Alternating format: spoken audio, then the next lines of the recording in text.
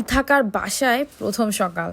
যেহেতু রাতের 4:30 বাজে এসে ঘুমিয়েছিলাম, ঘুমাতে ঘুমাতে ধরেন ভোর 5টা, তো সকালে উঠতে কিন্তু বেশ দেরি হয়েছে। ঘুম থেকে উঠে আমি দিনের আলোয় বাসাটা দেখে জাস্ট মুগ্ধ। এখন দিনের আলোতে মনে হচ্ছে যে কেন কোনো একটা গহীন জঙ্গলেই এসে পড়েছি। চারপাশে যতগুলো জানালা আছে সবগুলো জানালা দিয়ে তাকালেই শুধু সবুজ গাছপালা আর গাছপালা।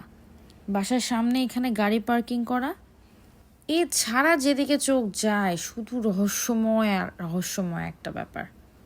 কি সুন্দর সূর্যের আলো গাছের পাতায় লেগে জাস্ট মনে হচ্ছে ঠিকরে পড়ছে। এদিকে জঙ্গলের দিকে তাকালেই মনে হয় যেন কোনো এক অজানা অভিযানে বেরিয়েছি। পুরো পরিবেশটা যেন কোনো সিনেমার সেটের মতো।